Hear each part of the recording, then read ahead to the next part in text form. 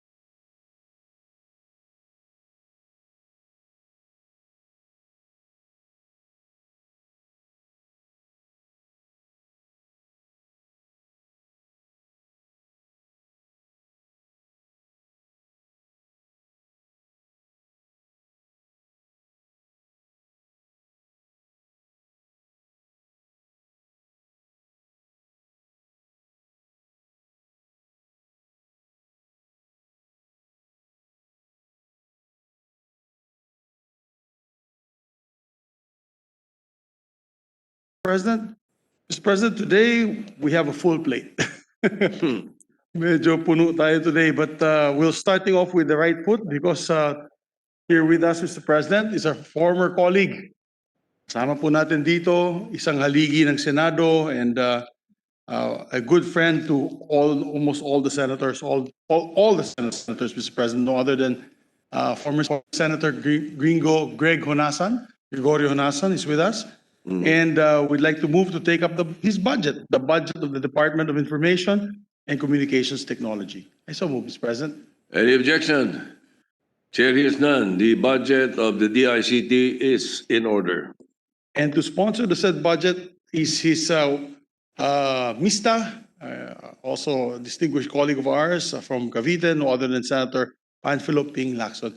May we recognize Senator Lacson, and after which Senator Poe would like to interpolate. All right.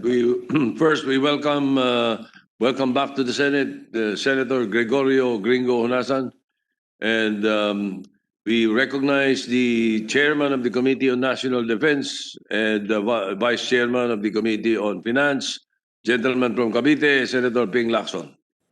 Thank you, Mr. President.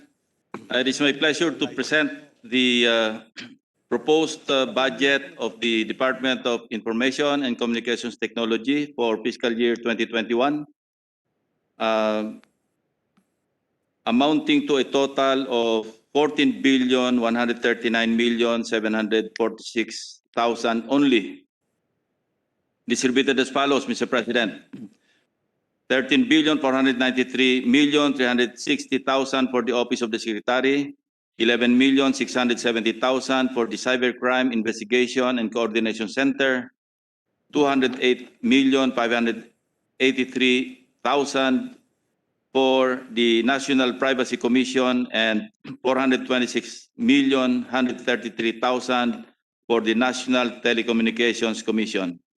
With that, I will wait for the interpellation from our colleagues, Mr. President. You're not going to move for the approval right away? I am willing to bang the gavel just in case you do. Anyway, yes, who do we recognize, Senator Subiri? First on the list, Mr. President, is Senator Poe. I'm sure it's friendly interpolation. Ano niyo po yan, macho, kasama adopted macho girl yan. May we recognize her, Mr. President? Senator Grace Poe is recognized. Thank you, Mr. President. I would probably support you, the hardworking, very astute senator from Cavite. Will yield to some questions, Mr. President. Graciously to my seatmate and the adopted member of the Macho Black, Senator Grace Poe. I'm not sure that's a compliment, but it's always good to be adopted by all the groups. Thank you, Mr. President. Sa panahon ngayon, talagang isa sa pinaka-importante ay ang internet natin kasi marami sa ating mga kababayan ang nagtatrabaho sa bahay at maraming mga estudyante, kung hindi lahat, nasa bahay rin at yung iba, kung hindi nagmo-module, ay gumagamit ng internet. Kaya yung usapin ngayon ay napakahalaga at importante. Ang ating pakay ay magkaroon ng mabilis, mura, at sana lahat may internet. So, kung sinabi nila, sana always, sana all. So, sa ating mga kababayan, ganito. Mr. President, the National Broadband Program is included in the new normal infrastructure flagship projects under the DICT. What phase of the project will be funded in the 5.9 billion proposed budget for 2020? And what is the status of this project and what is your timeline? Right now, Mr. President, Your Honor, the department needs 18 billion pesos, more or less, or at least 18 billion pesos to complete the National Broadband Program. Unfortunately, BBM has only allocated 902 million pesos.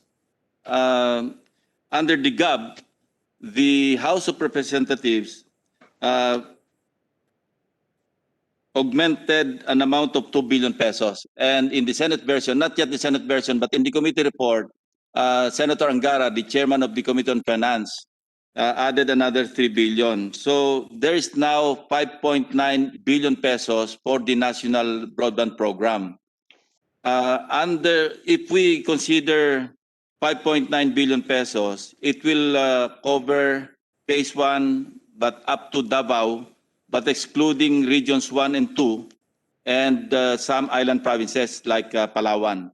So again, I have repeatedly appealed to our colleagues to support the National Broadband Program because, as you said, and rightly so, this is the new normal.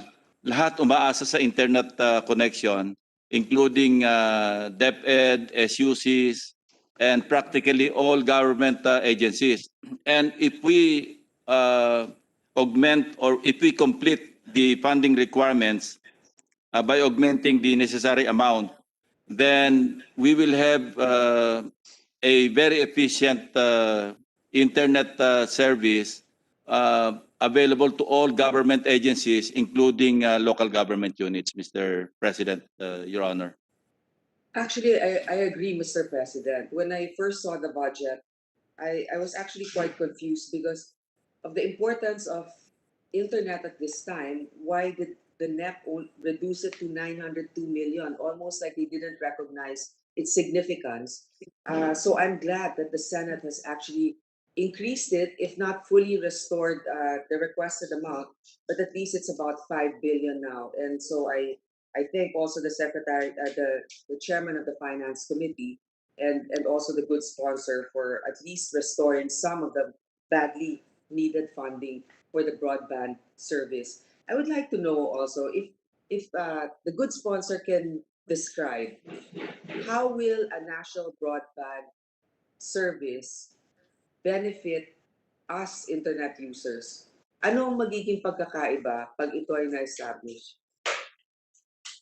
Bukod sa magiging efficient, mako-cover lahat ng serbisyo ang mga government agencies, including mga local government units, Mr. President. So hindi na tayo nagkakaroon ng problema kapag tayo nagkakaroon ng webinar tulad ng ginagawa natin ngayon, at hindi na tayo magsusubscribe. As mentioned by no less than the Senate President during my interpellations on general principles, ang ginagastos ng bawat opisina ng senador, sa atin, 24 tayo, sa loob ng isang taon, sa pag-subscribe sa internet service provider o yung mga telcos, nasa mga 2 million each, at yung ating secretariat, 4 million. You can just imagine how much more is being spent by all the national government agencies and other GOCCs, SUCs, yung hindi pa kasama yung local government unit sa estimate na ang matitipid ng gobyerno kapag nabuo natin itong National Broadband Program, nasa mga 34 billion sa loob ng 5 taon. At sa unang taon, mahigit 700 milyong piso kaagad ang ating masisave. So with an investment of 18 billion pesos for this year or for the next fiscal year, yun ang ating mabebenepisyo. Hindi na tayo matitipid natin yung halagang 34 billion pesos na hindi pa kasama yung matitipid ng mga local government units. So, Mr. President, kailan ito magagamit halimbawa ng Senado? Kasi nagbigay kayo ng mga exceptions. For example, except Region 1 and another region, I think, and then Palawan. Kunyari sa Senado or dito sa Metro Manila, yung ating mga government offices, kailan natin ito magagamit? Kung papopondohan natin at makukumpleto nila,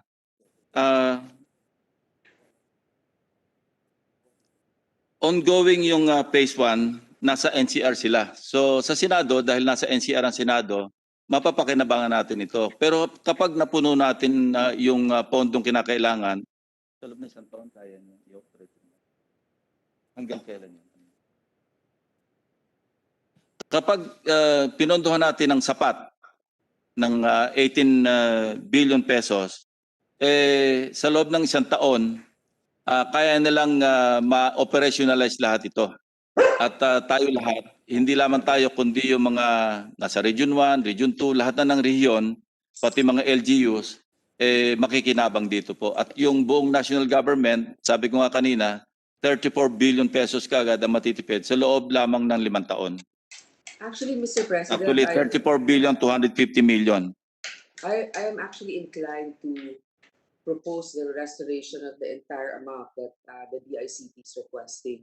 On the other hand, if let's say we are not able to restore the full amount and give them the higher version nonetheless that the Senate is proposing, compared to the gap, which is 5.9 billion, ang sinabi ay nauumpisahan na at yung ibang mga phases ng broadband service, broadband infrastructure. So, kung hindi man mabigay yung buong halaga ngayon, susunod na taon, dapat nauumpisa na yun sa NCR. So meron bang matatapos pa rin? Halimbawa, pwede ba natin maramdaman na may pagbabago at least sa serbisyo at saka kung sa Senado man, gawin natin halimbawa, pwede bang mag-umpisa na ito by next year? That is correct, Mr. President. As we speak, actually, nagsisimula sila. But sabi ko nga kanina, sa 5.9 billion pesos, hindi masasama ang Regions 1 and 2. No? Pero may extend yung Phase 1 na nag-start dito sa National Capital Region hanggang Davao. Kaya lang, hindi lahat din makikinabang kasi yung mga local government units, yung mga ibang probinsya, kailangan gumastos sila ng sarili nila sa pagbili ng mga routers para makakonect sila doon sa itatayo nitong DICT sa halagang 5.9 billion pesos. Na ngayon, available na ito assuming na hindi ito magalaw sa BICAM at assuming din na hindi ma-FLR ng DBM. So, Mr. President, baka by next year or half of next year, hindi na natin kailangan magbayad ng internet provider? Ganun. Hindi na po tayo magbabayad kapag nabigyan natin ng karampatang halaga yung DICT patungkol sa ating National Broadband Program. At hindi na tayo mamumroblema, mayroong nakakat, mayroong nawawala, kasi pagka mayroong nakat, isa lang hanapin natin, si Secretary Hunasan. Mahirap hanapin si Secretary Hunasan kung ayaw niya magpakita, pero alam ko sa atin palagi siyang handang magpakita kung meron tayong tanong. So yung Madaling hanapin yan, Mr. President. Ilang beses na huli yan eh. Oo nga pala, hindi nga pala. I agree. Madaling hanapin si Senator Lacson. Si Senator Lacson na mahirap hanapin. Oo nga pala, nalito ako doon. Yung sponsor nga pala ang mahirap hanapin kung ayaw magpakita. Okay. So yung DICT, gusto kong tanungin sa ating Mr. President.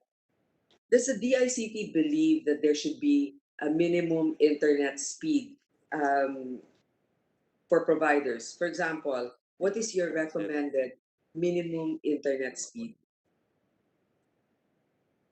Yes, they believe that there should be a minimum internet speed. Ang sa kanilang palagay, yung 27 Mbps, sapat na po yun. Allowable na yon na 27 internet speed. 27 Mbps. Okay. Yes. So, Mr. President, ganito, marami kasi sa kanila, mga telco companies, nag-a-advertise na ganito kabilis yung kanilang internet speed, pero hindi naman because it actually fluctuates a lot. So, in the better internet, establishing the 80-80 rule, which will require telcos to provide at least 80% of their advertised speed, 80% of the time. So, kung hindi nila magawa ito, 80% of their advertised speed at 80% of the time, how much penalty does the DICT deem just to impose on these telco companies?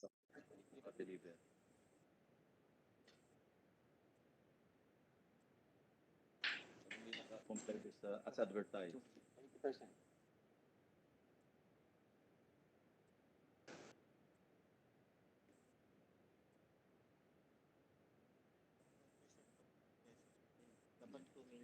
At present, Mr. President, Your Honor, 200 pesos per day.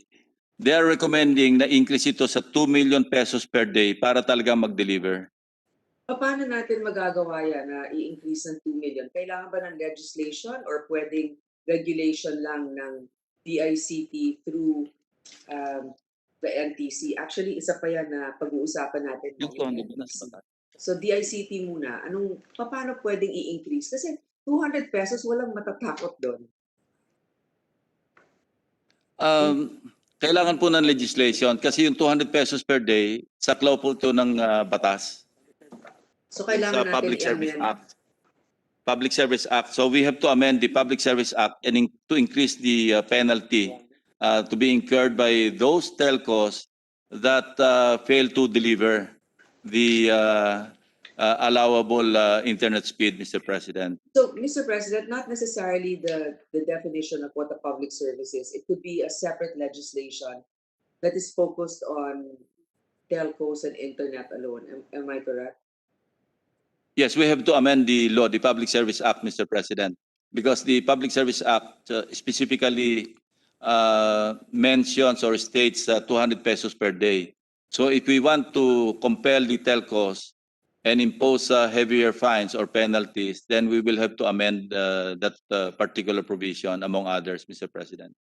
If I'm not mistaken, Mr. President, the Public Service Act has something to do with the definition of what a public service is and basically liberalizing industries to allow foreign investments to come in.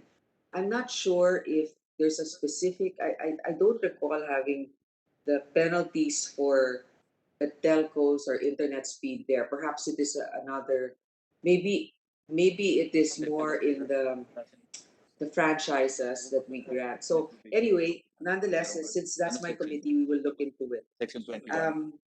Next is the Mr. President, Your Honor, it is under Section 21 of the Public Service Act. So if we, since we are now in the process of deliberating on some amendments of the Public Service Act, maybe we can introduce that particular amendment to increase the penalties. It is, I was just told, it is under Section 21 of the Public Service Act, Your Honor. Thank you, Mr. President. Since the And NTC, if I may add, Mr. President, Your Honor, kung sa 27 Mbps ang ma-deliver ng mga telcos as of now, kung minimum guaranteed dyan, maganda yung video teleconferencing na ma-experience natin. That's an assurance from the ICT itself. so Mr. President, right now, what is the minimum internet, what is the average internet speed? Dito na lang natin gawin sa capital natin, sa NCR. Ano yung average internet speed natin? Alam mo, ito yung isa sa nais kong tanungin sa DICT kasi napapailalim sa kanilang NTC. Pero alam na, mabait man sa atin yung namumuno ng NTC, pero ang dami ring kakulangan. Kaya ano ba yung average ngayon na talagang tatamasa natin? Well, sa tracking nila, pagka-fix, like tayo ngayon, naka-fix tayo, 26. Pagka mobile, 16, which I don't believe. No? Of course, because sometimes we experience, and we have this app na yung speed test. And more often than not, especially when we're moving, pag nagsusuka tayo ng speed, hindi nga tayo umabot ng 5. Isa na sa mga 3 or 4 lang tayo. But when they continuously track kasi, Mr. President, Your Honor, and yun ang kanilang result ng kanilang tracking. Pagka-fix yung gamit, 26 Mbps. Pero pagka moving, nasa 16. Mr. President, madalas nagkakaroon ng problema sa NTC kasi parang kulang-kulang yung data nila. Tapos madalas, hindi pa, pagka maraming mga reklamo, hindi naman nila natutugunan. Sila pa yung kailangan hikayatin na gumawa ng hakbang. Hindi proactive. So ano ba yung Ano ba yung opinion ng Secretary tungkol sa NTC? Anong pwede natin gawin para mas aktibo sila sa pag-monitor at pagbibigay ng parusa o multa dun sa mga hindi tumutugon sa kanilang responsibilidad na merong prangkisa ng telco? Kasi napakabilis magkansela ng ibang broadcast companies. Pero pagdating naman sa mga telcos, kahit na bagsak minsan ng serbisyo, eh hindi naman napupuna. Yeah. Ang naging problema ay I was just told by the secretary, good secretary, na dapat government-led. Dapat na nagko-control talaga government. But as of now, sad to say, parang private sector initiative ang karamihan sa pagdating sa ating telecommunications. So doon tayo nagkakaproblema. That's the reason why we really have to empower the ICT and NTC, no, to take the lead. Because in this day and age of technology, especially in the midst of the pandemic, talagang puro internet service ang kailangan natin.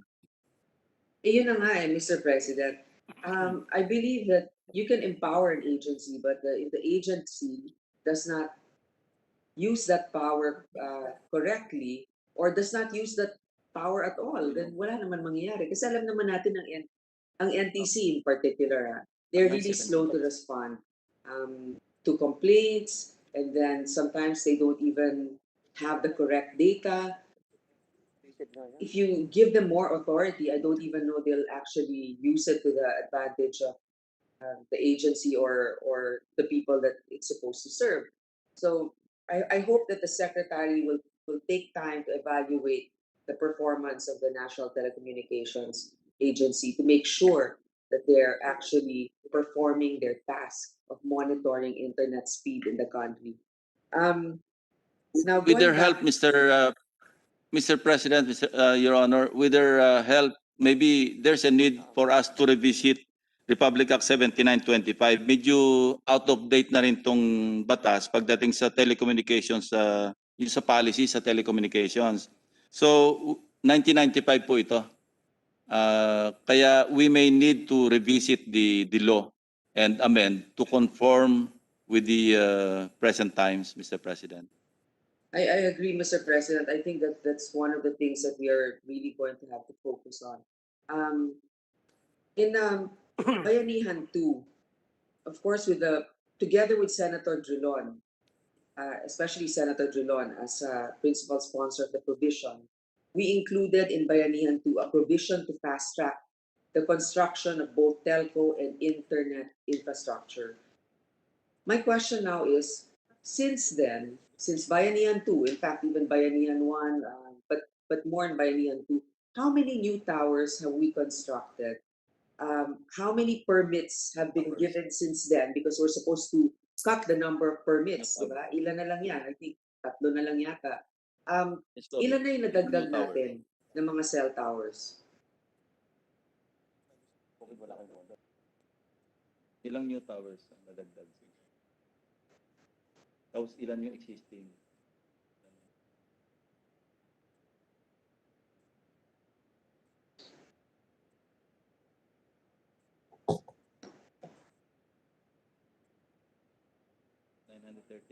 in addition to how many?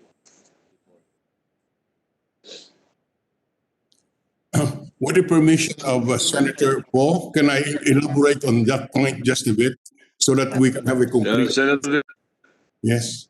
Yes, With by all means, Mr. Yes. President. Yes. Just to respond first to the question of Senator Po, with the indulgence of the minority leader. Yes. Just to answer the question, ang nadagdag 1,200 in addition to the existing 10,000. Mabilis yun. Marami na yun. Sige, thank you. I will yield to Senator Drilon. Just on this point, thank you very much, Senator Paul.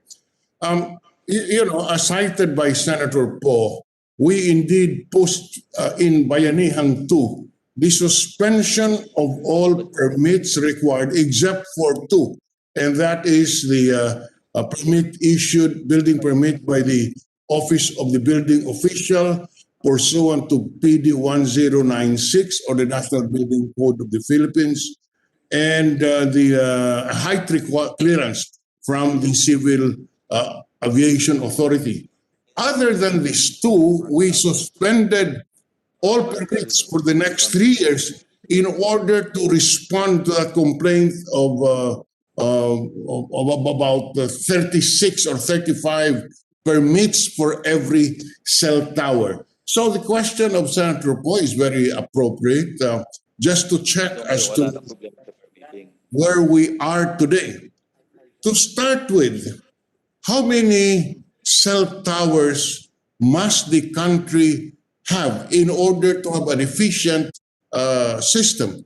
I must assert, Mr. President, that today I have not felt any improvement. In fact, dati po hirap ka kumuha ng linya, ngayon makakuha ka ng linya, wala nang sumasagot sa kabila. So it has not improved at all. So the first question that I would like the answers for the record is, how many cell towers should the country have in order to have an efficient system, given the number of internet users and cell phone users? The ideal numbers would be 70,000 towers, Mr. President. So we need an additional 50,000 towers, more or less, no, or cell sites, to have ideally 70,000. 70,000. Right now we have more or less 20,000, so we need 50,000. And as an output of the Bayanihan Act that we passed, napabilis yung wala nang permitting issues, Mr. President, Your Honor, dahil over a period of 4 months, nakapagdagdag tayo ng towers na 1,200. Okay, thank you, Senator Lacson. Okay, we need 50,000 towers more. May we know the program as to when the 50,000 can be completed, given the fact that there are no more permits, actually no more permits necessary. So, and now it becomes a question of capital investment on the part of the telecommunications companies. So, how many more years down the road do we see in order that we can fill the gap? It requires us, yes. If ma-maintain natin yung status quo sa Bayanihan na wala ng permits, at the rate we're going, mag-speed up talaga, Mr. President, yung construction ng mga towers. Because sabi ko nga kanina, over a period of 4 months, nakapagtayo ka agad ng 1,200 towers. So it will increase its speed, in the construction if the Bayanihan provision stays, Mr. President, even without an emergency situation. Mr. President, we suspended the permits for the next 3 years because in consultation with the industry, when we were crafting those provisions, when I asked them, all right, we'll suspend the permits. How long a period do you need in order to come to in order that we can be at speed insofar as the cell towers are concerned? They said 3 years. So the suspension is effective for 3 years. So the question is, can we finish 50,000 towers in 3 years, or approximately 17,000 a year? Hindi ba? Yeah. Before you answer the distinguished sponsor, aren't we at the mercy of the telcos? Kung ayaw nila magtayo, well, ideal is 70, all right, and we need 50 more. Itong mga telcos, kung nagtitipid, like what they have been doing in the past, na pagtitipid. Because in Indonesia, with more than 200 million population, the cell sites in Indonesia is more than 100,000 cell sites. In Indonesia, Mr. President, just to add to the data, Indonesia has 1,554 users per cell site. The Philippines has 4,258 users per cell site. So it's very crowded. Vietnam, Kaya nga. President, Vietnam has 711 users per cell site. China has 408 users per cell site. Ours, I repeat, is 4,258. And that is why I do not know what ratio we are looking at, but I suspect about what, 2,000? Is it 2,000 percent? There are 70,000 estimated. How many is, I don't know how many. It will be better than in Indonesian numbers in that case because, as I said earlier, out of 200 million population, 100,000 ang cell sites sila. Tayo, 100 million, ang cell sites natin at present is less than 20,000. Hati pa yung Smart at Globe doon, ha? Doon sa Yes. less than 20,000 na yun. So, as I said, aren't we at the mercy of the telcos? Eh kung ayaw nila magtayo, ang Well- palusot dati, mahirap daw permit. Eh, binobomba raw ng NPA na nagbabayad sila. Ayaw daw ng mga villages, ayaw ng mga association. Yun ang mga palusot dati. Well, Ayaw ng barangay. The Senate President couldn't have said it more correctly or more aptly, Mr. President, because according to the ICT, if we are able to finance the 18 billion requirement, yung telcos na magsusubscribe sa gobyerno. Hindi na sila kailangan magtayo pa mga towers, antena na lamang kasi fiber na ito. Yun. So we invest 18 billion and instead, aside from the savings of the government in the amount of 34 billion pesos at least in the next 5 years, meron pang kita ito because the telcos, the private telcos, will now be subscribers. I agree. Sa ngayon, tama po ang Senate President because we are at the mercy of the private telcos. Because lahat po ito private initiative eh. Magtayo ng towers, yung mobile companies. Pero pagka gobyerno yun ang may control, that's why I have been insisting, Mr. President, from day one when we deliberated on general principles that we set aside 18 billion pesos. Right now, we have 5.9, courtesy of the House of Representatives and the Senate. No? Ang 5.9 billion, sabi ko nga kanina, phase 1. Kung maka 8.9 tayo, madadagdag yung Romblon, Panay Islands, Palawan. Tapos pag nag 12.9, ito yung graduated level ng improvement. May include yung Regions 1 and Regions 1 and 2 plus yung IP radio sa Basulta, no. But if we complete the funding requirement, no, mapuna natin, the telcos, the private telcos will now be at the mercy of government, no. Because they will be subscribers because fiber na po ito. Antena na lang yung wala na silang reason para hindi mag-deliver. That is the situation we are in right now, Mr. President. So again, Senator Honasan, through this representation, is pleading with our colleagues to please support the appropriation of 18 billion pesos. So mayroong 5.9, dagdagan na lang natin ng para mapuno na yung 18 billion pesos. And those will be the benefits na over a period of 1 year. So after 2021, we will experience a better internet service. Mr. President, Yeah, thank you. Thank you, Senator Po, for giving me the time. Yes, I'm through with my intervention. Go ahead, Senator Grace po. Thank you, Mr. President. I'd like to thank the Minority Leader for clarifying all of this and for reminding the DICT, the NTC also that they really have to monitor the number of permits. In fact, have been slashed, so there should be less obstacles for the telco companies to set up On the other hand, as I Excuse mentioned, me, Your Honor, if I may respond to the question of Senator Drilon, kasi suspended for a period of 3 years yung mga permits, ang may tatayo nila rito nasa mga 18 to 20,000 towers more.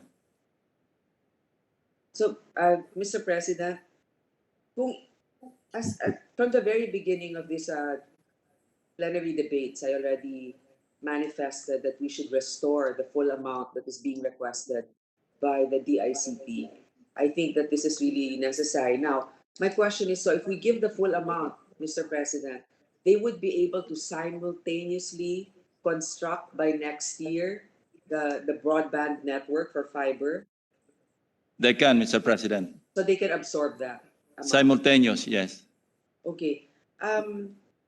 Mr. President, there's a bill that I proposed, the Better Internet Bill, and I think it will address also our concern about penalties, because we will be increasing penalties for non-compliance from 200 pesos to 200,000 pesos to 2 million a day. So I think this is also one bill that we can fast track so that it will be more encouraging for the telco companies to comply.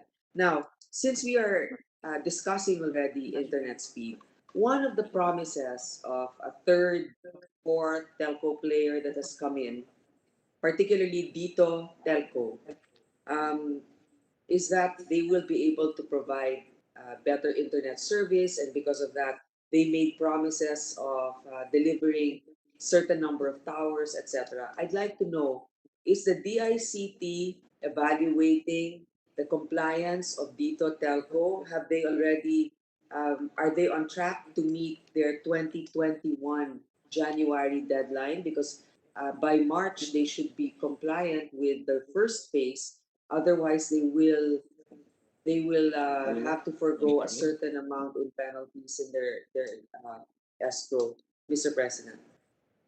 Yes, Ano Mr. na ginagawa President. ng dito?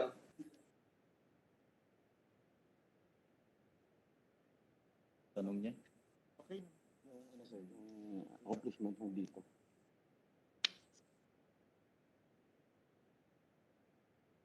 Yung dito, Mr. President, so far, okay naman daw.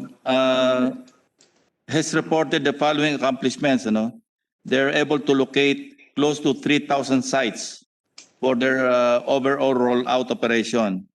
They have completed they're in the process of constructing a total of 806 towers out of 1,686 towers, or 47.8% of its target as of March 2020. Thus, the construction of towers, data centers, access sites are in progress. Tapos they also entered into a joint pole and co-location agreements with various companies and cooperatives under the Common Tower Initiative of the GOCCs, private companies and LGUs. Now, as an addendum, Mr. President, let's not over-rely on private telcos, Mr. President. Again, I'm afraid I'm sounding like a broken record here, but we have to support the National Broadband Program para government can take the initiative in all these endeavors, instead of being at the mercy of the private companies, private telcos. Kailangan natin yung meron namang bill ito. Now, they're proposing a national digital infrastructure bill, which I suppose they are prepared to give us a legislative proposal. This will institutionalize the national broadband program of the government, Mr. President. Yes, Mr. President, I agree with the good sponsor that we shouldn't really rely on these private telco companies. On the other hand, these private telco companies have made certain promises to us that they will be able to deliver a minimum internet speed, and then part of that promise is that they will be able to construct 2,500 cell towers, 37% coverage I think by March next year. So may I ask if they're on track? Are they able to cover serve underserved areas and at least have 37% coverage by next year? So they're on track on the 70%. As we speak, Mr. President, Your Honor, they're on track, ano? Because nakahanap na po sila ng mga location sites. Kailan? Ang unang audit sa kanila, Mr. President, Your Honor, is this coming January. I think that we need to be apprised of that because, as you know, I will schedule a hearing soon for the. Actually, Dito is requesting for another franchise renewal because theirs will end in 2023. And of course, before we can really consider, we need to be able to see what they have delivered so far. So I think that we should really look into it before we agree to extend their franchise for another 25 years. And also there will be some penalties for them if they're not able to deliver by March next year. So, Mr. President, I would like now to move forward, and so yun yung mga to move forward and ask about the DICT has a project called Tech for Ed. Is it true that Tech for Ed was not Tech for granted Ed, its budget request and was even decreased from 363 million this year to a mere 115 million next year? Kasi under this program, the DICT sets up digital learning centers and distributes digital learning equipment like laptops, Wi-Fi devices, which is really necessary right now that a lot of the kids are doing distance learning and a lot are working from home. So I believe that there's even a budget request of about So wala sa 3.44 billion for a program called the Digital Learners Wala sa net. Project. This project, I'm told, aims to equip about 500,000 students and 25,000 teachers with laptops, pocket Wi-Fi devices, and other gadgets needed. And yet this program received zero funding for 2021. Aren't these programs necessary? And is there a way that we can restore a budget for this? We can, Mr. President. Unfortunately, as you mentioned, the amount requested was not considered under the NEP. So, but yes, we can provide appropriations in the amount of, magkano lang? 100? Ang kailangan lang nila rito, 100 million. Hindi, at 300, Yeah. 100 million lang ang naibigay sa NEP, Mr. President. oo nga, baka pwede naman Magkano? natin dagdagan kasi ang daming may kailangan ng mga, well, kailangan ng digital learning centers, kailangan ng mga, 3.4 billion. Lalong wala ito. baka pwede pa natin taasan ng konti yan. Kasi imagine, no, 500,000 students, 25,000 teachers will be given laptops. Yeah, Mr. President, ang requirement dito is 3.4 billion yung sa digital learners and teachers projects, Mr. President. Unfortunately, yun nga, 100 million lang binigay ng DBM. Baka naman pwede natin taasan kahit parang insulto naman yung 100 million, di ba? Administration costs pa lang. Wala ka nang mabibili ng Well, mga laptop niyan eh. True to form, and DBM is just being consistent. For a budgetary requirement of 18 billion, nagbigay ng 900. So wag na tayo magtaka na yung 3 billion binigyan ng 100. Alam mo, Mr. President, habang nandyan yung ating colleague, bago bumalik dito sa Senado in less than 3 years, siguro dapat lahat ng mga projects na ganito na pwede natin ipagkatiwala na matugon, ay dapat ngayon pa lang ibinibigay natin na kilala natin ang nakaupo sa DICT. Yes. Anyway, one of the laws that I sponsored and passed and authored, Mr. President, is the free public Wi-Fi project for public places for SUCs. This will receive a budget of 3.72 billion. This is inclusive of an additional 1 billion due in the Senate version. Now, Mr. President, kailan po tayo magkakaroon ng libreng internet sa mga public transportation terminals? This is provided for in the Land Terminal Improvement Act, which I authored and sponsored in the 17th Congress. So dun sa mga land terminals or dun sa ating mga transportation terminals, meron na ba tayong free internet doon sa mga lugar na yon? I think part of the cost should be shouldered also by the operators of the terminals, but have they been wired? Have they been made? Are they capable of actually providing the service? Here's the situation, Mr. President. The NTC is charging user fees, spectrum user fees. From 2014 to 2019, ang total collection na nito, kasi under the law, merong collection ito na meron dapat ibayad, 18.575 billion. With an average collection of 3 billion more or less, at least 3 billion a year. Now, as of December 2019, may balance pa itong 5.9 billion. More than enough to cover the shortfall. Kasi ang kailangan ng DICT rito, ng DICT for the free internet access, including SUCs, an additional 3.265 billion pesos para matotal yung 6.35 billion.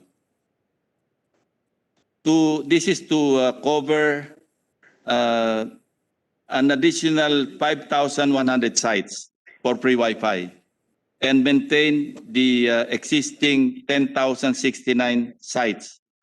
So they need an additional 3.265 billion, and there's an available 5.995 billion na nakolekta sa spectrum user fees.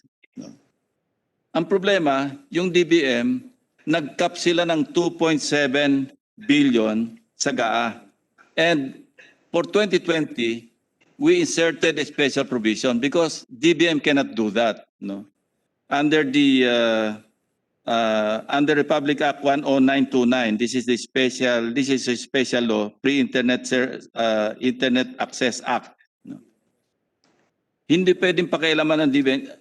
In fact, Mr. President, under that law, pag kinulang yung requirement ng doon sa nakokolekta sa spectrum user fees, pupunan dapat ng DBM by way of GAA. But as we know now, instead of augmenting the budget, yung shortfall ng collection sa user fees, kinap nila sa 2.75. So nagkukulang ngayon. And there's an available, as I said, 5.9 billion pesos. So this subcommittee is planning to recommend to the Mother Committee, again, to insert a special provision to provide the necessary amount para hindi na tayo magdadagdag sa GAA, Mr. President.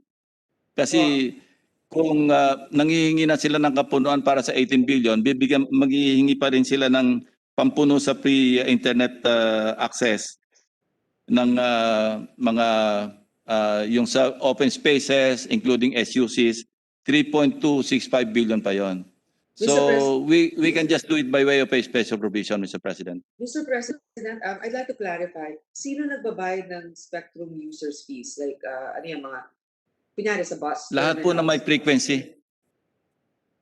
So, Lahat po ng gumagamit ng frequencies na inisyu ng NTC. hindi kasi dapat, di ba, dapat kaya nga free Wi-Fi in public spaces. Yung Except broadcast, Mr. President. Okay, so yung mga tayo kunwari, pupunta tayo sa isang plaza or terminal na dapat may free internet access. Hindi tayo nagbabayad. So ang nagbabayad noon, either munisipyo, yung local government, ganun ba?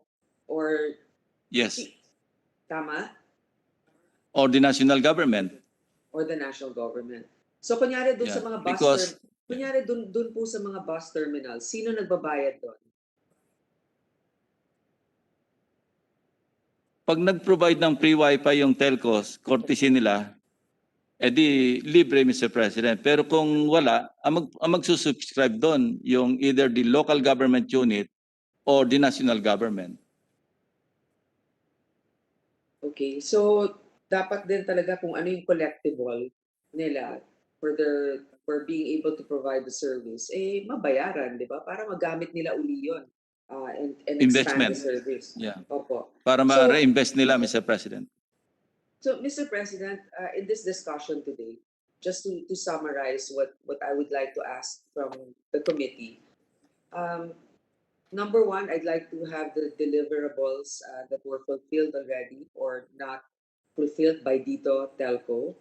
I would also like to recommend, of course, the amendment of a bill to increase penalties for telcos for not being able to provide the service that they advertise or a minimum service. So in Section 21 of the Public Service Act, or also in the Better Internet Bill, which we are pushing for. And lastly, Mr. President, I would like to reiterate also my point that we need to increase the budget of the DICT, at least to provide the full amount that they are asking for the national broadband service. Kasi nga, tama yung sinabi ni Senate President, we cannot rely on the telcos alone.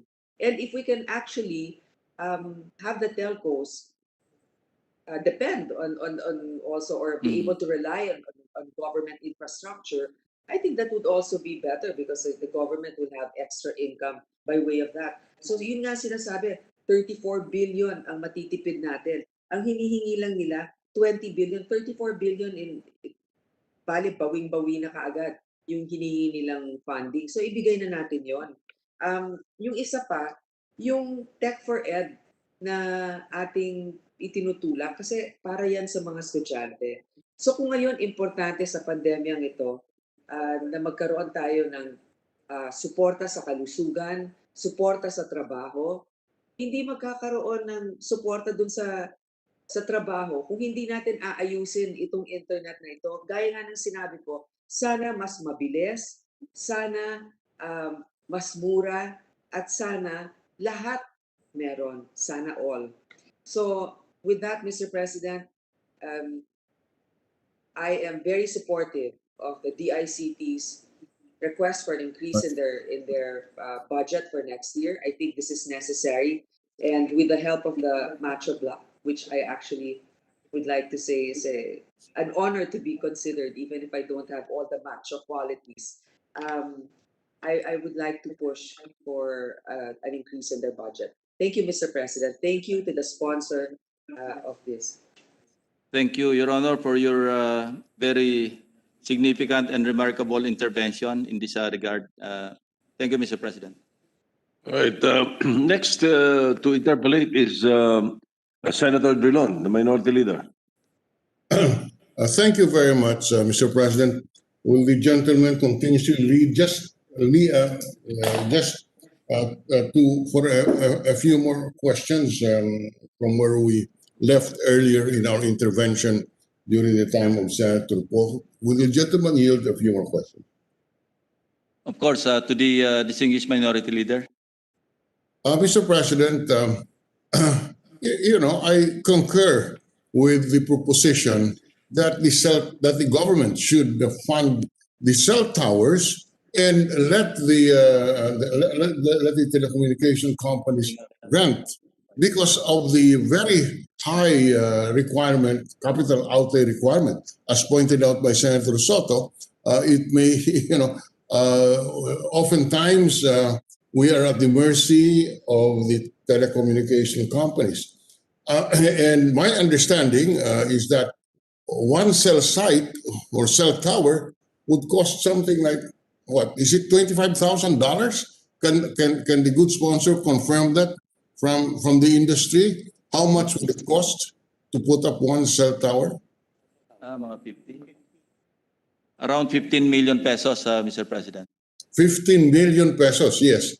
And therefore, as correctly pointed out by Senator Soto, it may not, we're at the mercy of the capital outlay of the telecommunication companies. Of course, that is why there is so much pressure to open up and remove the monopoly in this area. We do hope that this can be given a push. But going back, yes, I am in favor of the government taking over the putting up of cell towers, and the telecommunication companies will just rent. But did I get correctly the statement of the good sponsor that we need 18 billion pesos to come up with with enough cell towers? NBP, National Broadband Program, 18 billion pesos all in, Mr. President. And that's just for fiber, no? That's just for fiber, Mr. President. Okay. Wala pa yung mga tinatawag na missionary towers because there are some areas that the private telcos are not willing to invest. Like yung mga bundok sa Bukidnon, yung mga malalayang lugar. So government should come in and fill in the gap, Mr. President. I think we just have to let our majority leader fill in the gap in Bukidnon, Mr. President. In any case, yes, I agree with that proposition for government to fund this, but it would appear that the DBM is not convinced of this proposition, but on the other hand, Ba't ba hindi makonvince yung DBM? on the other hand, I suspect that the DBM, in its usual standard, is looking at the absorptive capacity of the DICT. The DBM approved budget is around 82% less per our computation, 82% less than the proposed budget of the DICT as originally submitted. While the proposed budget is 46.645 billion as proposed by the DICT. The approved budget in the NEP is only 8.14 billion. Is that a correct statement, Mr. President? Yes, Mr. President. It's really, but on the other hand, as of October 2020, our research indicates that the DICT obligation rate is only about 18% and the disbursement rate of 36% for a total unobligated balances amount of about 6.6 billion pesos, which, if you ask the DBM, would be the reason why they could not give the entire amount that is requested for, because of the absorptive capacity of the agency. Can we have your comment on this, Mr. President? They have improved on their obligation rate. Nasa 25% na sila ngayon from 18%, Mr. President. And they promise to improve or fully obligate yung kanilang budget. Okay. Of course, if we are going to, we are convinced of the need for a additional budget, but then I am not yet convinced of the absorptive capacity of the agency. We do hope that our former colleague can whip up the bureaucracy into line and disperse what is appropriated for them because of the very tight fiscal situation that we are in today. Sayang naman that we appropriate funds which cannot be used. Now, let's leave it at that. Just a few more points. How much is the cost of the damage to the ICT infrastructure as a result of the, how many, 3 or 4 typhoons that visited us just for the last 2 months? Because I'm sure our internet services were affected by the recent typhoons. In fact, we in the Senate, while we were deliberating on this budget, suffered several glitches while we are deliberating, and we have to ask for ayuda from the DICT. So may we know how much damage, if there's an estimate, to the ICT infrastructure because of the damage? PDNA is still ongoing, Mr. President. The post-disaster needs assessment, they're still conducting it along with other agencies, Mr. President. And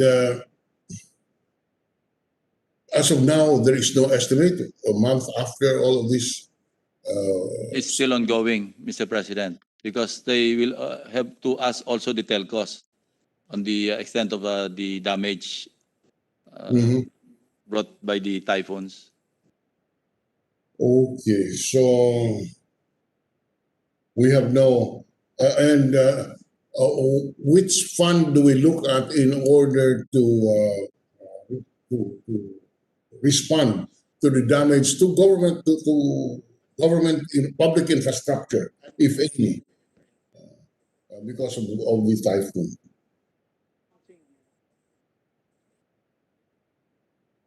Sorry, Mr. President, I didn't quite get it. Yeah, is there any standby fund where we can source the needed funds to repair whatever damage was caused to our infrastructure because of the typhoon? Or There is none, there- Mr. President. There is none, Mr. President. Is there a need, or is all answered for by the private sector?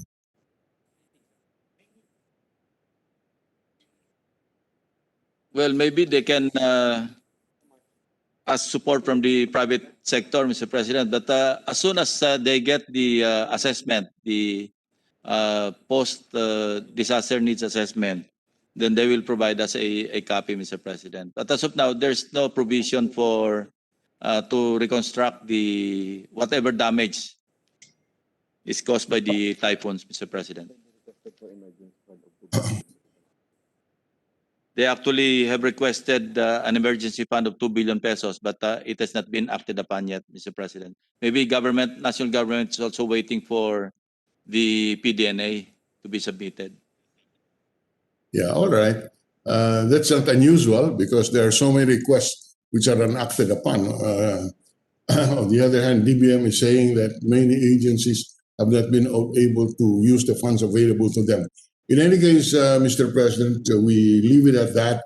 And I think it is the primary interest at this point is to improve our internet services and through the construction of towers, because we are really lagging behind the rest of the world insofar as internet speed is concerned, insofar as the services of the telecom companies are concerned. We do hope that when we talk again about the DICT budget next year, under the leadership of our former colleague, Secretary Honasan, we can see some improvements in this area. And let's say 12 months, we look forward to a more efficient service, Mr. President, in the ICT sector. Thank you very much, Senator Lacson. Thank you, Your Honor. Thank you, Mr. President.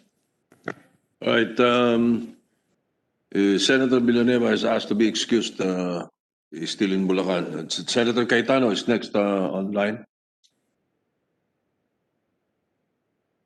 But it's only Senator Marcos who's logged in. So after Cayetano, Go, Recto, Marcos, Gordon. Senator Marcos is recognized. Yes, thank you very much, Mr. Senate President, my majority leader, and also to the chairman of the ICT Defense, Senator Si Ralph Lacson. pala, dyan na. Andiyan na po. No, but he just logged in. It's okay. We already recognized you. Go ahead. Thank you very much, Senate President. To proceed, I'm a little bit confused about the numbers that the ICT needs. Let me say at the outset that we extend full support to the development of a truly broadband network that is national and free and reliable. Magkano ba talaga yung kailangan? Kasi meron tayong narinig na 18 billion kanina that should be spent on the telco towers. But I recall, Senator Lacson, that during a DICT hearing, Secretary Honasan told us that they had originally requested 46 billion for broadband. So I was just curious, what are the actual sums found in the wish list of the ICT? Yeah. Kahit po suntok The- sa buwan, libreng managinip.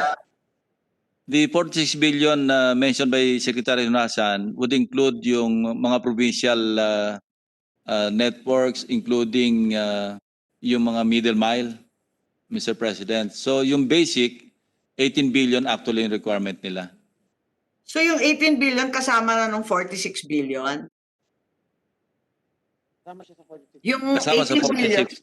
Yes, so Mr. yung 18 President. is 18 is a part of that. Yung tunay na kailangan nila, kumbaga wish list, yun yung 46 billion na yung ending, ang naibigay lang 4 billion lamang. Yun ang rinereklamo at dinadaing ni Senator Hunasan noon. Yes, Mr. President. Yes. The reason is that kung titignan po natin, yung 46 billion, hindi naman napakalaking halaga.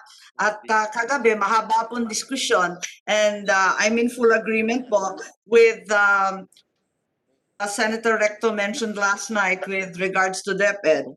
Na maari naman siguro natin ilipat na sa unprogrammed yung mga kulang-kulang na performance ng iba't ibang department, katulad ng paborito po ninyo, napakaraming utang na foreign loans. Perhaps the DPWH, the huge loans that are found in the DOTR, the DOH, we know full well that they have used less than a quarter of these loans. So they should all be moved to the unprogrammed sector, these foreign assisted loan proceeds, and then we get a large chunk of fiscal space to accommodate that 46 billion that the ICT needs. That's one effort that we can do. Pinagtatakahan ko lang kung bakit yung unprogrammed sa Senate version binawasan pa. Let's not do that. Hayaan natin na yung unprogrammed remains the same, but let's put in that space the DOTR, DPWH, DOH, yung mga alanganin, hindi naman nila nagagastos year on year. I don't know what my good sponsor thinks of that possibility. I agree with the lady from Ilocos Norte, Mr. President. Pag 46 billion, abot na ito hanggang Batak. Hanggang doon sa barangay sa Batak. Kasi parang we can liken it into Maharlika Highway, halimbawa, ano? That's yung right. requirement sa 18 billion, Maharlika Highway, pero all the way hanggang Mindanao. Pero kung kailangan natin talagang kompleto, papuntang mga provincial, municipal, yun yung 46 billion, Mr. President. Oo, yung 46 billion. So yung isang naisip ko nga, ilagay na lang sa unprogrammed, kahit 3/4 of all those loan proceeds from foreign assisted projects in the very low performing, as it were, departments perhaps or agencies, ilipat natin doon. Tapos gawin na natin priority, seryosohin na natin itong 46 billion ni Senator Honasan. The other aspect that I'm thinking of, kapipirma lang ng RCEP at pumunta si Presidente sa ASEAN, the big effort of Vietnam, which is now the #1 ICT ASEAN country, is to get foreign investment and funding. A great deal of their ICT industry, which is now a quarter of their GDP, really derives from foreign investment. And they have ICT zones, they have ICT investments. Ang luwag-luwag nila magpapasok ng iba't ibang investor.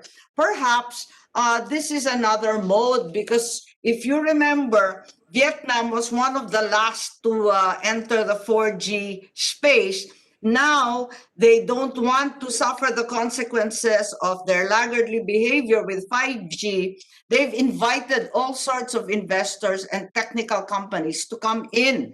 And I think that's an option with RCEP and with the ASEAN collaboration na aggressive po tayo, which of course impinges on CREATE. What are the thoughts of our sponsor, please? Yes, Mr. President, we'll have to discuss this with the chairman of the Finance Committee, and the suggestions expectedly coming from the distinguished lady from Ilocos Norte will really enhance the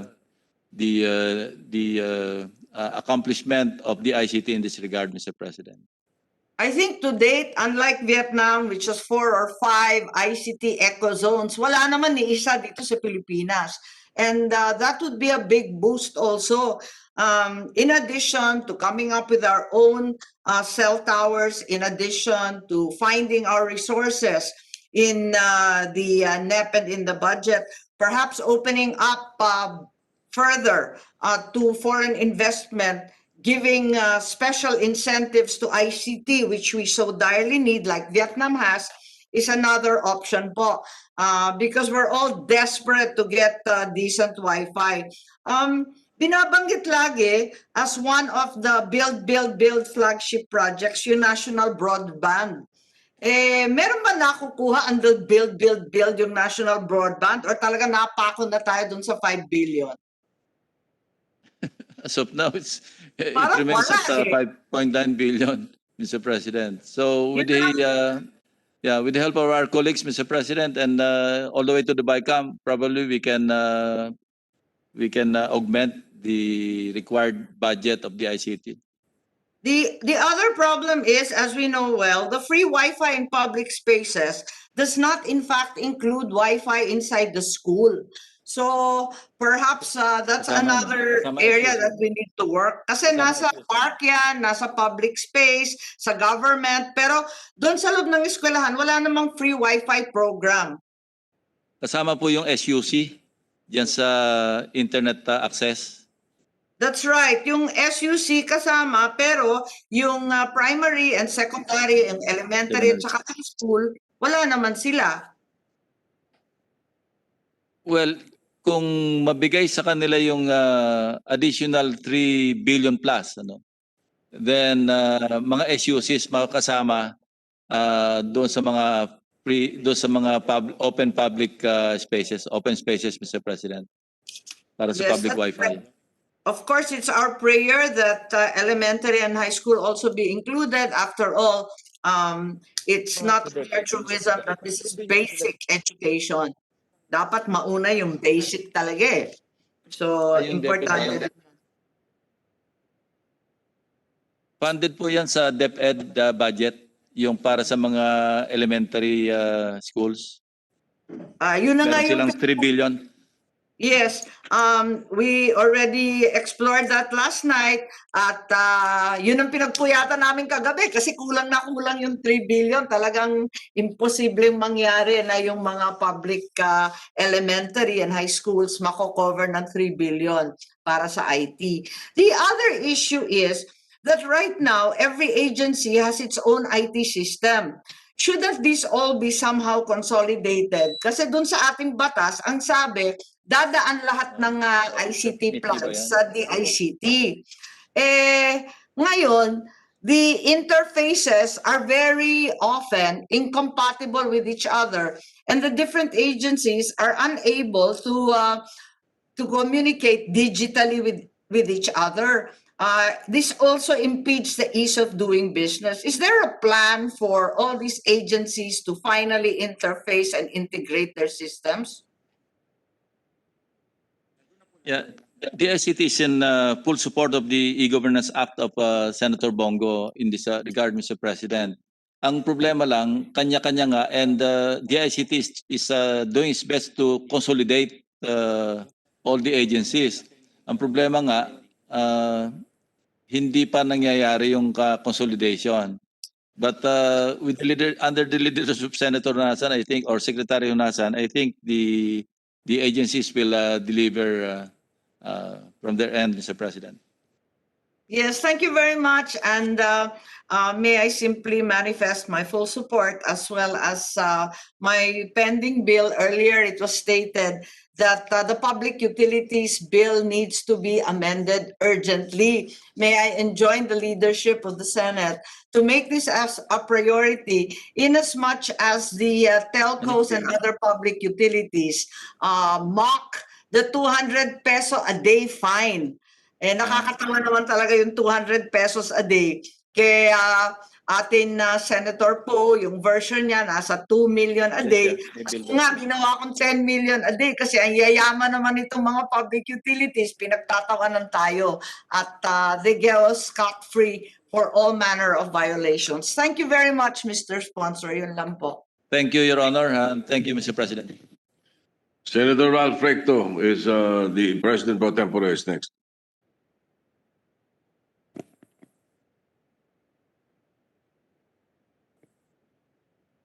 Unmute. Thank you, Mr. President. Will the distinguished sponsor, our good friend, Idol from Cavite, answer a few questions from this representation regarding the budget of the DICT? Most willingly from the acknowledged expert of the Senate pagdating sa numbers. Thank you, Mr. President. Mr. President, but I have invested a lot. This representation has invested a lot. The former Senate President, who is now Minority Leader, Frank Drilon, our current Senate President Vicente Soto, and all of us here have invested a lot in creating the Department of Information Communication Technology. It took us 3 Congresses to get this passed into law. In fact, the former administration of President Aquino wanted to veto this.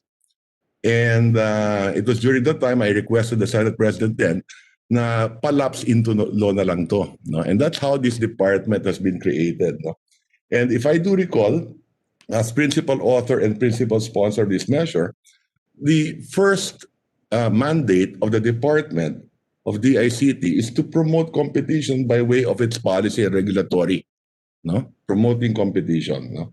The second is to provide free public Wi-Fi in public places, including universities and schools. Okay? The third is to improve e-government so that people are public and transact online with government, no? More so now during this pandemic. In addition to that, we know that the future, importante yung security of data. So cybersecurity issues as well, no? And finally, if we had more money to provide internet access to areas na walang connectivity. So these are the primary mandates of the Department of Information Communication Technology. No? I support the increase in the budget of the DICT. However, I'd like to ask a few questions regarding this program on the national broadband. Okay? You know, I liken the DICT to like our electric industry. Meron tayong generator, meron tayong transco, at meron tayong distribution. Pwede mong hatiin into 3. No? In the ICT, halos ganun din. Instead of the generating capacity of GenCo sa electricity, meron tayong mga submarine landing cable galing sa ibang bansa papuntang Pilipinas na may fiber optic. No? Yun yung ang tawag dito. Submarine cable. Yung mga submarine cable, but there's a term for it. Upstream. Okay? Yung parang GenCo yan. And then you have the mid-mile, yung parang transco. Okay? Today, PLDT Globe ang meron yung landing cables. Okay? Landing. I understand that Facebook has one now in Aurora somewhere there, no? Okay. And then, yung parang GenCo yun. Okay? And then, Globe and PLDT also would have yung mid-mile. Kumbaga transco. Okay? Transmission. Okay? And then, you have the distribution utilities. Kumbaga sa kuryente, yung Meralco and all the other electric cooperatives. Okay? So, meron din distribution utility. Halimbawa, parang distribution utility din yung PLDT hanggang sa bahay. Ang Globe meron din. Ngayon may bago yung Converge. Okay, so parang distribution utility din, last mile. Okay, but there are many provinces, many barangays in the country na walang internet access. Palagay ko, dun dapat pumasok yung gobyerno para walang redundancy. Okay, not in the mid-mile, not yet. But first is access to the internet. doon sa mga walang internet connectivity, if we're gonna allot money, why not in the last mile para yung walang access to the internet ay magkaroon ng access to the internet? Yun ang unang-unang dapat natin gawin. Because ito bang national broadband, which part of those three sectors ang gagawin? Will it be the mid-mile? Parang gano'n ang pagkaintindi ko dito. It will cover all, Mr. President, assuming that they get the proper budget. Yeah. No, the 5 billion in this budget right now. Yung phase 1 kanina, pero hindi kasama yung regions 1 and 2. Mag-extend yung phase 1 which starts from NCR all the way to Davao. But it will exclude some island provinces like Palawan. No, yun yung maabot ng 5.9. Okay. So, in effect, mid-mile yan. Parang Transco. Is that correct? Correct. Correct, Mr. President. Okay. So, hindi aabot sa bahay yan. Hindi aabot sa bahay. Hindi Gagastos pa rin yung mga LGUs Okay. kung gusto nilang makagamit nito. Correct. Okay. Now, having said that, okay, wouldn't it be better that gamitin na lang whatever, whether it's 5 billion, 10 billion, 15 billion, doon missionary, parang halimbawa right now, yung mga island provinces na, I'm not saying only in the island provinces, but in the power sector, halimbawa, meron na tayong mga Genco, meron tayong Transco, meron tayong distribution utility in the main islands. Ang wala, yung missionary.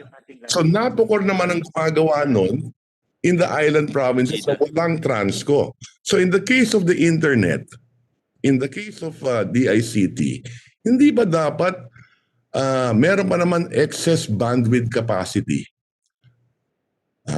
Na dapat na lang hindi papasok ang Globe at Smart halimbawa in areas sa tingin nila hindi profitable. Doon ang trabaho ng gobyerno na doon dapat pumasok. In the municipalities in the countries, may highway na tayo eh.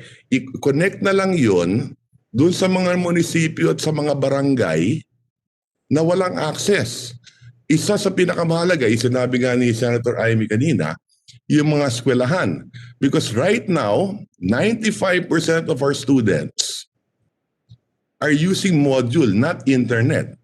But can you imagine if you could connect all the 40,000 elementary and secondary schools? That's 40,000 barangays.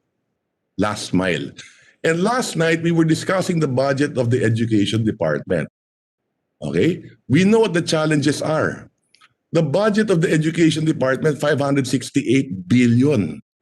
To cover 25 or 22.5 million students, 95% of them walang internet na ginagamit, module lang.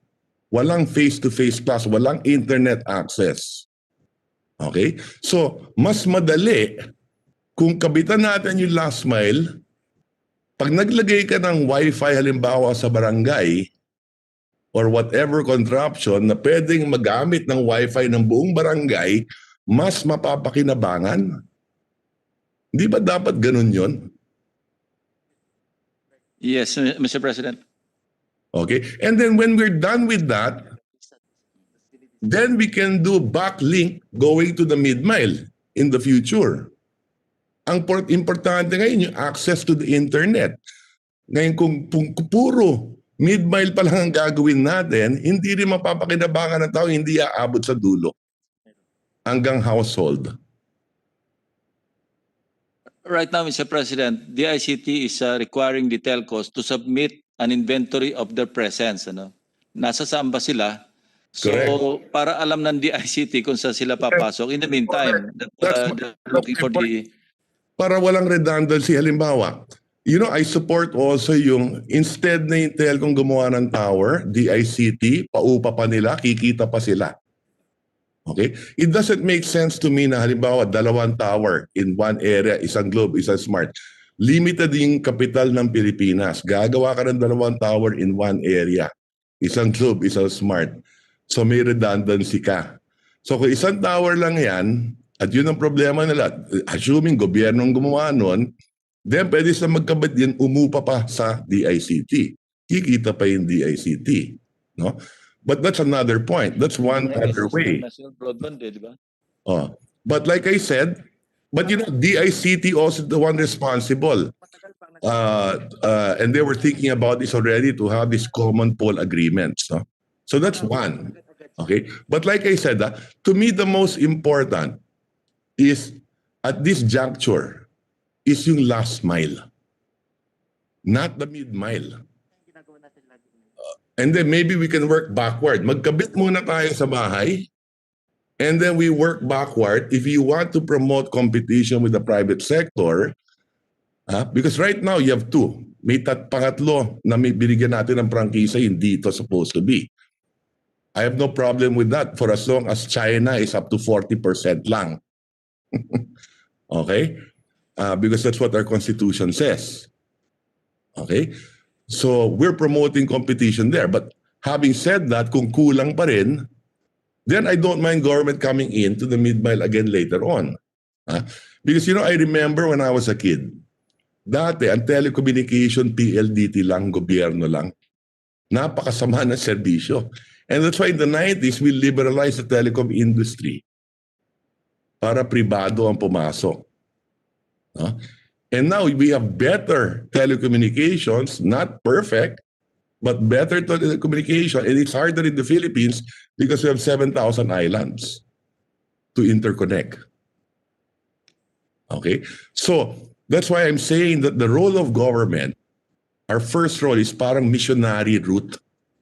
Parang sa kuryente. In fact, meron nga tayo sa electric bill natin. Sa Luzon tayo, nagbabayad tayo ng missionary route para makabitan ng kuryente yung sa mga areas na wala Parang tax din yun No? In fact, we can do that with telecom if we wanted to, although tataas yung presyo.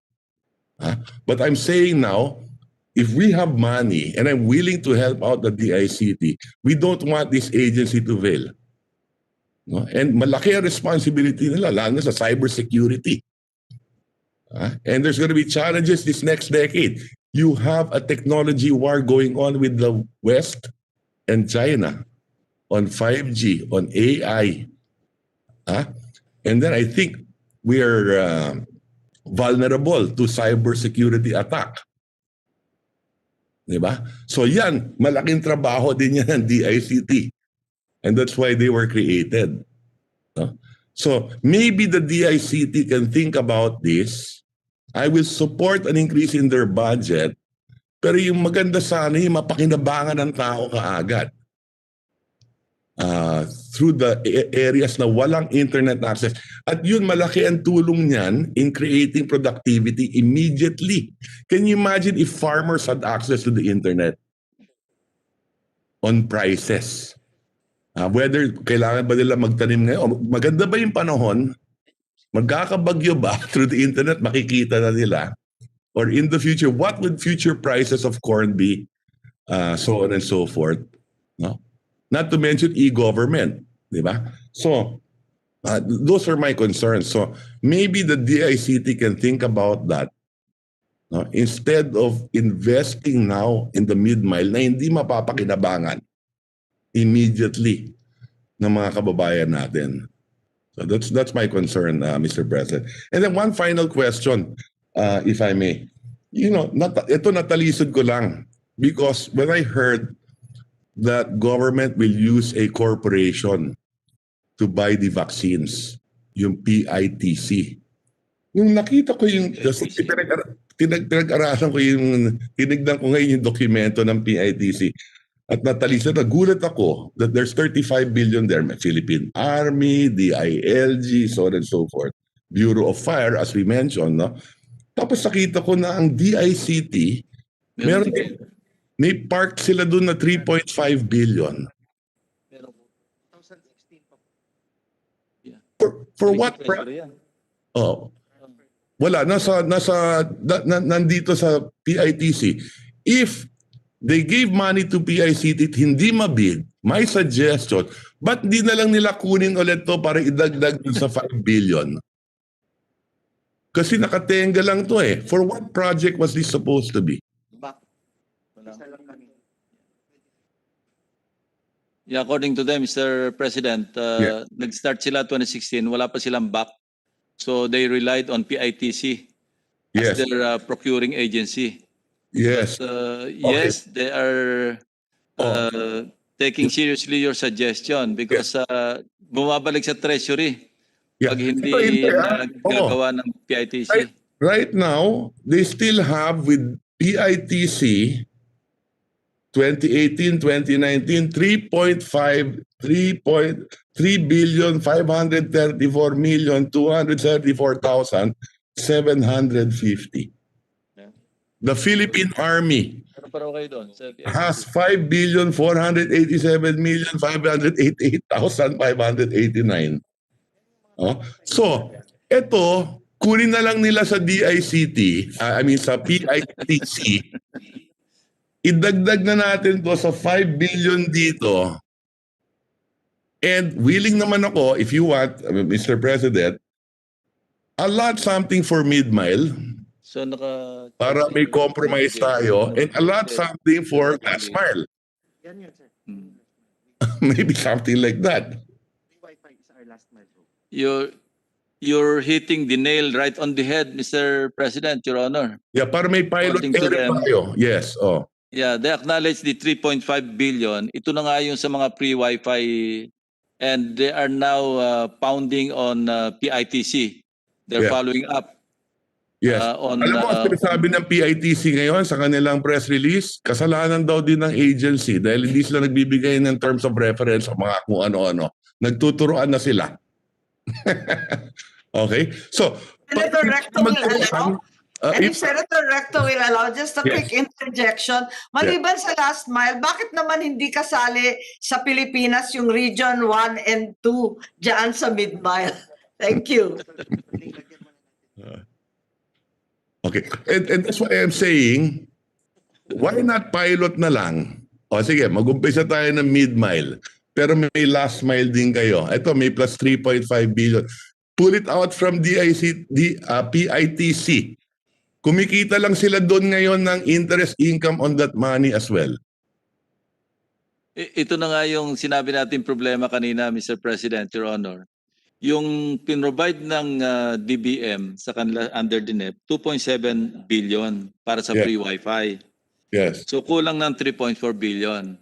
Now, since meron namang spectrum user fees Yes. na kinokollect ng NPC, Correct. and as of 2019, merong available pang 5.9 billion pesos doon.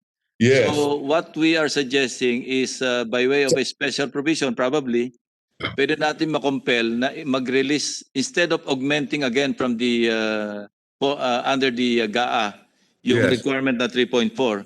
Kumuha na lang doon sa 5.9 na available doon sa Oh, di ba? collection.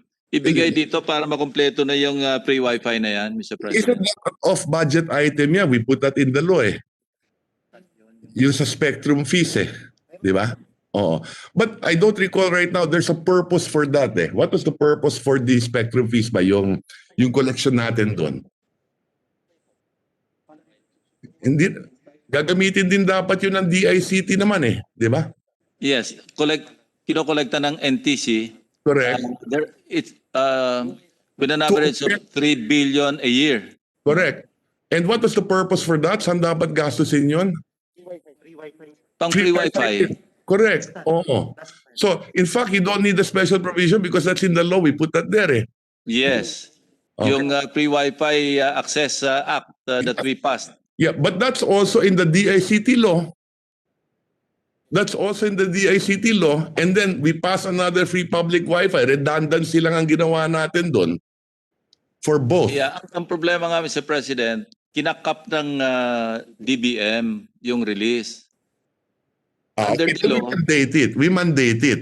Oh, lagay tayo ng special provision. Yes, sir. I'm with you. Yes. Okay? Yes. Sa That's special the provision, purpose. Mr. President. Yes, that's the purpose. Diba? Siguro kaya ginawa ng DBM yun dahil alam nila linagay sa PITC. Yung pera. Kasi Mr. President, earmarked yan eh. O nga. Yung collection ng spectrum user Correct. fees, Yes, I know, that's I know. earmarked For free public for- Wi-Fi. Correct. Yes, Pero Mr. sabi ng President. DBM, bakit sa PITC nyo linagay, hindi sa PSDBM?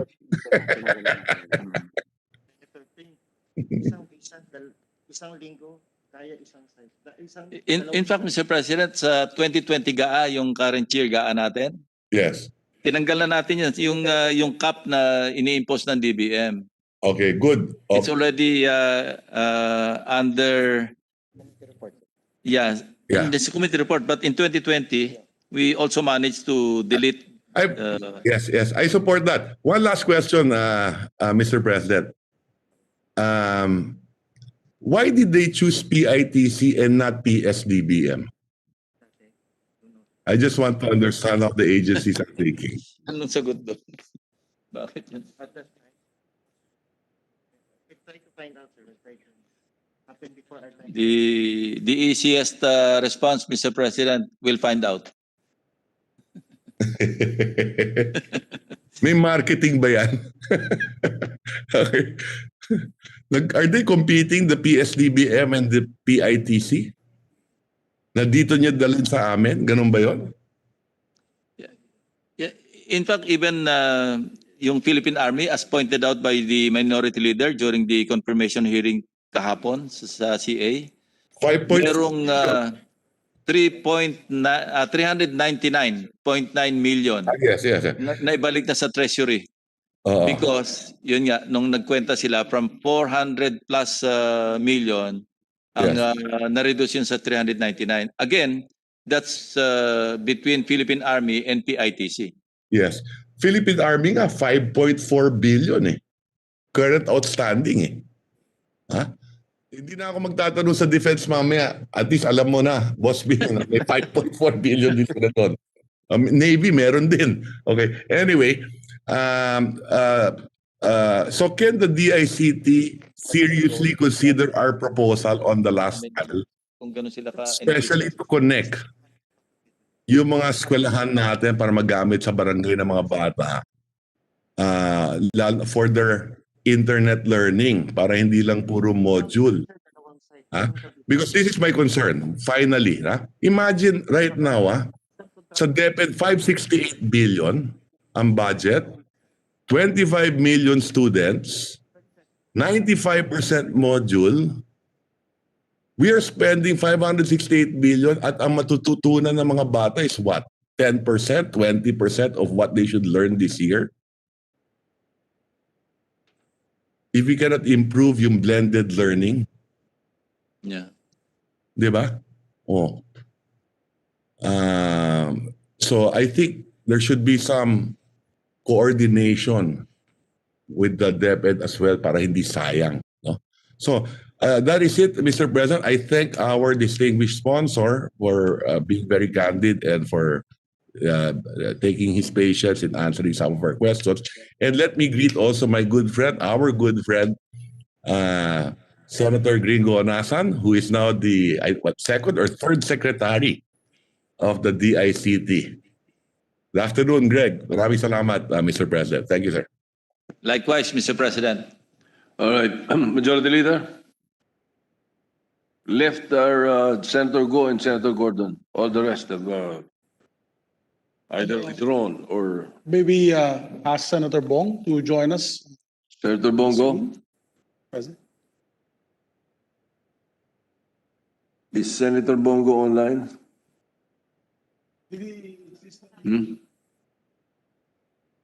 Nakalog in but no video, no connection. What about Senator Gordon?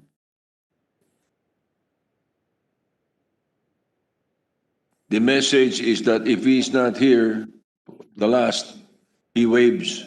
Okay, Mr. President. Senator Right. Bongo, maybe we can ask for one more final call. Senator Bongo, are you online, Mr. President? We'll ask him if he's online. Mr. President, if no one who reserved is online, I reserve but I withdrew, but I can make a manifestation if no one else is available. We'll allow the manifestation, and then if Senator Bongo is not online after you are done with your manifestation, we will entertain a motion to submit the Yes, Mr. budget. President. Go ahead, Senator Cayetano. Thank you, Mr. President. Good afternoon to all. I would just like to follow through. The reason I withdrew because I was listening to the questions of our colleagues, and I think most of our concerns are quite identical. No, so I would really just like to further support the concern of Senator Recto about the need for DICT to closely coordinate with DepEd. To our good friend, the Secretary Honasan, we sponsored the budget of DepEd yesterday, and as Senator Recto mentioned, 95% of our students do not have access to internet. So as I was listening to the discussion, I just like to, maybe they can submit this in writing or have staff meet with us even during this time of the budget, because we want to see that whole picture. I was listening, and parang what Senator Recto drew from the discussion was that different agencies of government are in charge of different sectors. So parang the connectivity, parang nagtatransmit lang siya, pero yung actual access, the LGUs would also have to cough up their own investments. So worried lang ako, without very clear coordination, hindi rin the end result that we want, which is the students would have access, still might not happen. Parang ang daming butas nung plano natin. And I also want to, so that's one point, no? To really see that whole plan mapped out to ensure that at a certain time, and of course that's the soonest possible time, we will have access for the students so that we can improve their ability to learn, no, through online, through internet connectivity. But in connection with that, there was mention of last mile and mid-mile. I'm wondering if the last mile that this agency refers to is the same as the last mile of the DepEd. Kasi kung magkasabay yun, I will tell you now, kung magkaiba ho, was Senator Lacson responding na magkaiba? Kasama rin yan, Your Honor. Okay. Kasama rin. They are the same last mile. It's the same last mile. Yes, Mr. President. Okay, so on that note, hindi na pondohan yung last mile schools this year. So, paano ba yun? Walang eskwelahan doon, walang teacher doon. So, you know what I mean? Kailangan coordinated. Kaya tama rin yung sinabi ni Senator Recto na pondohan din natin yung mid-mile, no? I mean, so we have to attack this problem from all angles kasi baka mamaya, syempre, lahat tayo iniisip natin, you know, the most vulnerable, di ba? The poorest of the poor. Doon ka magko-connect, and I'm not saying do not connect to them. I'm not saying that. Pero walang eskwelahan doon. So, medyo, does his sponsor get my point? I could hear him sort of laughing in the back, no? Di ba? Parang hindi coordinated. No, Mr. President, more than the budget, ang interest ng DICT, yung ano yung plano, yung end-to-end plan ng mga agencies like the DepEd.